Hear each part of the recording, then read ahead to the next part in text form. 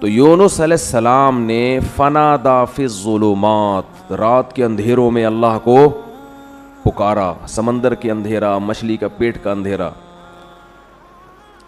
زکریہ علیہ السلام کو اولاد نہیں ملی، بیوی بوڑھی ہو گئی، خود بھی بوڑھے ہو گئے، ساری زندگی اللہ سے دعا مانگتے رہے، اولاد دے دے، اولاد دے دے، اولاد دے دے۔ رب لا تذرنی فردا وانت خیر الوارثین، اے اللہ مجھے اکیلا مت چھوڑ، مجھے تنہا مت چھوڑ، مجھے اولاد چاہیے۔ فاستجبنا لہ، قرآن کہتا ہے ہم نے آپ کی دعا کو قبول کیا۔ آج جس کی اولاد نہیں ہوتی وہ یہ دعا مانگتا نہیں ہے بلکہ 101 دفعہ پڑھتا ہے۔ سمجھ میں آ رہی ہے بات؟ تو اللہ سے دعا کا تعلق قائم کرنا چاہیے ہمیں۔ سب سے مضبوط بندے اور اللہ کا جو ریلیشن ہے نا، یہ دعا کے علاوہ کسی چیز سے نہیں بنتا۔ لیکن جو کام سب سے مقدس ہوتا ہے اس شیطان رکاوٹ بھی سب سے زیادہ بولو اسی میں ڈالتا ہے۔ شیطان آپ کو کسی عبادت سے اتنا نہیں روکے گا جتنا آپ کو دعا مانگنے سے روکے گا۔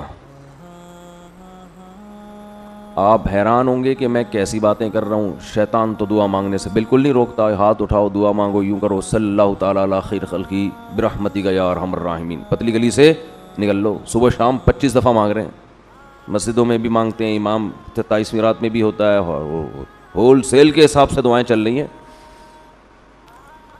اور ہم کہہ رہے ہیں کہ شیطان آپ کو جتنا دعا سے روکے گا اتنا کسی اور کام سے۔ شیطان کیا کرتا ہے؟ دعاؤں سے ہٹا کے کہاں لگا دیا؟ وظیفہ، یہ پڑھ لو اتنی دفعہ، یہ پڑھ لو، یہ پڑھ لو۔ ہاں تو میں یہ کر رہا تھا کہ جتنا دعا سے اللہ کا قرب ملتا ہے، تعلق بنتا ہے، اتنا کسی اور عبادت سے نہیں بنتا۔ تو شیطان سب سے زیادہ رکاوٹ جو ڈالتا ہے نا وہ دعا میں ڈالتا ہے، دعا نہیں مانگنے دو اس کو۔ تو میں کہہ رہا تھا آپ کہیں گے کہ اتنے تو مانگی جاتی ہیں دعائیں صبح و شام، اصل میں یہی مسئلہ ہے، مانگی نہیں جا رہی، پڑھی جا رہی ہیں۔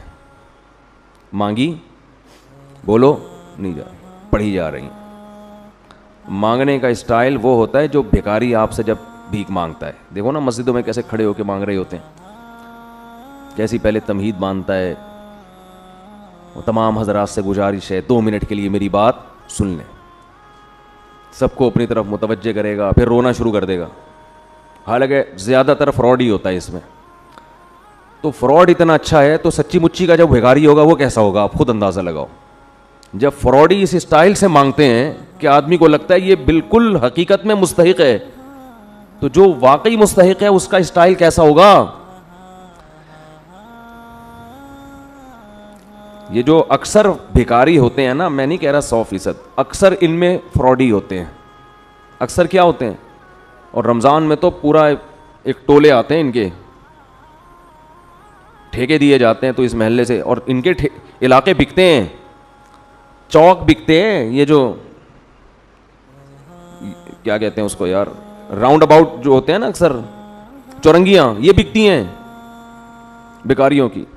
لیکن آپ مانگنے کا اسٹائل دیکھو بھیکاری کا، وہ یہ نہیں کہے گا آپ کے منہ پہ آ کے لا الہ الا انت سبحانک انی کنت من الظالمین، چھو، یہ نہیں کرے گا۔ وہ اس کی روح کو سمجھتا ہے، لا الہ الا انت سبحانک۔ وہ ایسا آپ کو روئے گا، وہ تو ہم اتنے بھیکاری فراڈی دیکھ دیکھ کے بسر ہم پہ ختم ہو گیا ہے نا ٹھیک ہے نا، لیکن وہ مانگنے میں کمی نہیں کرتا، وہ ایسے اسٹائل سے مانگے گا کہ آپ کا دل چاہے گا کچھ نہ کچھ تو دو اس کو۔ ہمارے ایک دوست نے اپنا واقعہ سنایا، وہ بھیکاریوں کو دیتے نہیں تھے، کہہ رہے میں گاڑی میں جا رہا ہوں، کہیں سگنل پہ گاڑی رکی ہے تو ایک بھیکاری آ گیا میرے پیچھے، یار دے دو بھائی کچھ تو دے دو یار اللہ کا واسطہ۔ میں نے کہہ رہا اس کو ہٹایا، وہ اتنا چپک گیا کہ میں نے 50 روپے نکالے، یہ یار جان چھوڑ میری۔ لیکن وہ کہتے ہیں مجھے اس سے ایک عبرت ہوئی، وہ کہتے ہیں مجھ سے ایک گناہ ہو گیا تھا، تو اسی دن میں نے اس گناہ سے توبہ کی، اور توبہ میں اللہ کو یہ کہا کہ اللہ میں معافی کا مستحق نہیں ہوں کیونکہ میں پہلے بھی توبہ کر چکا ہوں, بار بار توڑ رہا ہوں, مستحق نہیں ہوں. لیکن کہہ رہے میں نے اتنی دیر دعا مانگی, میں نے کہا اے اللہ وہ بیکاری مستحق نہیں تھا, جان چھڑانے کے لیے میں نے اس کو 50 روپے پکڑا دیے, تو مجھ سے زیادہ سخی ہے, تو بھی کہ یہ کب سے مانگ رہا ہے, کب سے پیچھے پڑا ہوا ہے, چل معاف کیا جا.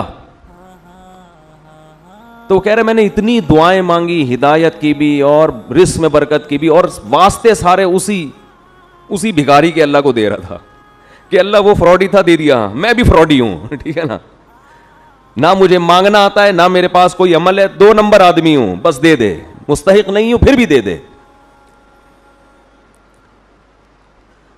تو دعا یہ دعا تھی, اٹ از کالڈ کیا ہے, اٹ از کالڈ دعا. یہ جو اس پہلی دفعہ میرا خیال ہے اس بندے نے دعا مانگی ہوگی.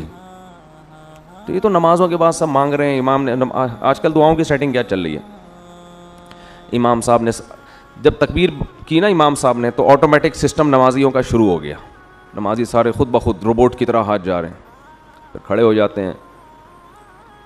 اس کے بعد سلام پھیر کے یاد آتا ہے اچانک یہ ہوا کیا ہے, درمیان میں گم. وہ ایک آدمی نے, امام صاحب نے 4 کے بجائے 3 رکعتوں پہ سلام پھیر دیا. پوری مسجد میں کسی نے بھی سبحان اللہ نہیں کہا. پیچھے 8ویں صف میں ایک آدمی نے کہا سبحان اللہ. امام نے کہا یار پورے نمازیوں میں سے تو کسی کو پتہ نہیں چلا, تجھے کیسے پتہ چل گیا کہ میں نے 3 پڑھی ہیں؟ وہ کہتے ہیں میری 4 دکانیں ہیں, 4 رکعتوں میں 4 کا حساب ہوتا ہے. آج 3 کے بعد ہی سلام کی آواز آ گئی تو مجھے لگا کہ 1 رکعت امام صاحب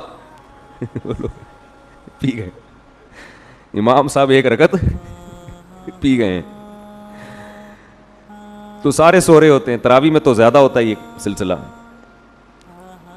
کیا آپ یا آپ کے بچے قرآن سیکھنا چاہتے ہیں؟ جو حضرات ابھی تک قرآن کریم نہیں سیکھ سکے یا اپنے بچوں کی قرآنی تعلیم کے لیے فکر مند ہیں, تو گھر بیٹھے 30 منٹ روزانہ دے کر قرآن کریم تجوید